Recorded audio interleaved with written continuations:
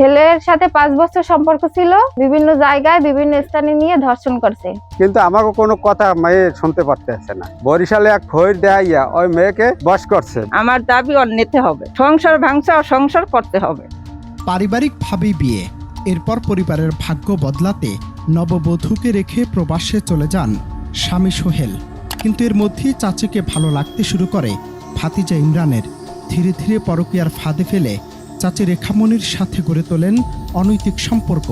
শুধু তাই নয়, একটা সময় অন্ধসত্ত্বা হয়ে পড়েন চাচি। কিন্তু সে কথা জানাজানি হতেই ভেঙে যায় চাচি রেখামণির সংসার। কিন্তু সংসার ভেঙেও শেষ পর্যন্ত কথা রাখেনি ভাতিজা ইমরান। চাচিকে বিয়ে করে স্বপ্নের সংসার সাজানোর কথা থাকলেও নগদ টাকা নিয়ে পালিয়ে গেছেন তিনি। শুনতে অবাক লাগলেও এমন চাঞ্চল্যকর ঘটনা বরিশালের ৮,০০০ গ্রামের। ছেলের সাথে 5 বছর সম্পর্ক ছিল। ছেলে আমাকে অনেকবার কুয়াকাটা নিয়ে গেছিল, তারপর 6 মাস আমাকে বরিশাল বাসা ভাড়া করে রাখছিল। আমাকে বিবাহের প্রলোভন দেখিয়ে বিভিন্ন জায়গায় বিভিন্ন স্থানে নিয়ে ধর্ষণ করছে। এরপরে আমি কাউনিয়া থানায় ধর্ষণ একটা মামলা দিছি। স্থানীয় সূত্র বলছে, ঘটনার সত্যতা প্রকাশিত হলে চাচি রেখার সংসার ভেঙে যায়। কিন্তু ভাঙা সংসারেও প্রতারণার পরিসমাপ্তি আসে না। ইমরান যে বিয়ে করার প্রতিশ্রুতি দিয়েছিল, সে শেষ পর্যন্ত নগদ টাকা নিয়ে পালিয়ে যায়। রেখামণির চোখে সব বন্ধনের বিশ্বাসঘাতকতা আর নিরাশার প্রতিচ্ছবি।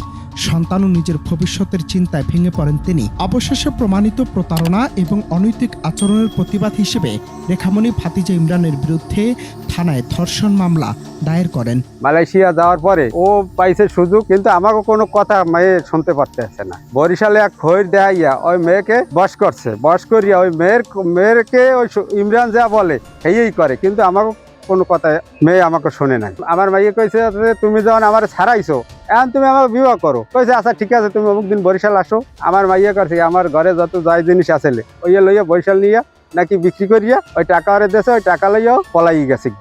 এদিকে ভুক্তভোগী রেখামণি জানান, 6 বছর আগে মালয়েশিয়া প্রবাসী স্বামী সোহেল পেদার সাথে বিয়ে হলেও বিদেশে থাকায় স্বামীর দূর সম্পর্কের ভাতিজা ইমরান নানা প্রলোভন ও হুমকি দিয়ে চাচিকে ফাঁদে ফেলে কুয়াকাটা সহ বিভিন্ন স্থানে একাধিকবার শারীরিক সম্পর্ক গড়ে তোলার পাশাপাশি প্রলোভন দেখিয়ে 3 লাখ টাকার মতো অর্থ হাতিয়ে নেন ইমরান। পরবর্তীতে আত্মগোপনে চলে যান ভাতিজা ইমরান, আর স্বামীও বিদেশে ফেরার সময় তালাক দিয়ে যান। অনেক জায়গায় বিভিন্ন জায়গায় নিয়ে ও দংশন করছে, কয় বিবাহ করবো, বিবাহ করে নাই। আমরা বিবাহ দিছি, অনেক টাকা পয়সা খরচা করছি।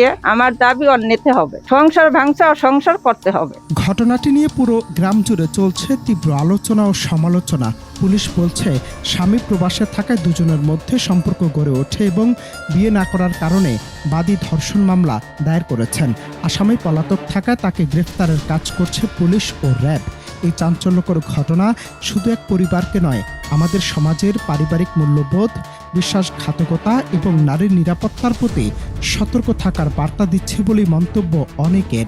টাকার জন্য আপনাদের কাছে যে মামলা বা হেনস্থার জন্য যা করছে, এই মেয়ের বাপের কি আর্থিক আছে আপনারা সবার কাছে জিজ্ঞেস করেন যে 3 লাখ টাকা দেওয়ার ক্যাপাসিটি আসেনি। তাইলে মনে করেন 3 লাখ টাকার যদি ক্যাপাসিটি থাকে, তাহলে একটা বিদেশি ছেলের কাছে বিয়ে দেবে কা, তাহলে তো একটা ভালো ফ্যামিলিতে বিয়ে দেবে। এবং এই বিদেশি ছেলেদের সাথে বিয়ে বইয়েও অন্য রকমের ঝামেলা করি একটা মানুষের লাগে হেনস্থা বিভিন্ন রকম সমস্যা হচ্ছে। বাদীর স্বামী হচ্ছে বিদেশে থাকতো, তখন হচ্ছে আর কি ওই যে বাড়ির ওর সাথে আর কি শারীরিক সম্পর্ক হয়, তাদের প্রেম ছিল মনে হয়।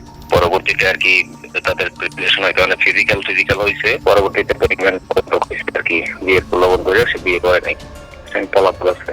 আপনি খুঁজতেছি, প্লাস হচ্ছে র্যাবও দেওয়া আছে, র্যাবও খুঁজতেছে। অনন্ত হাসান মাসুদ, বাংলা টিভি।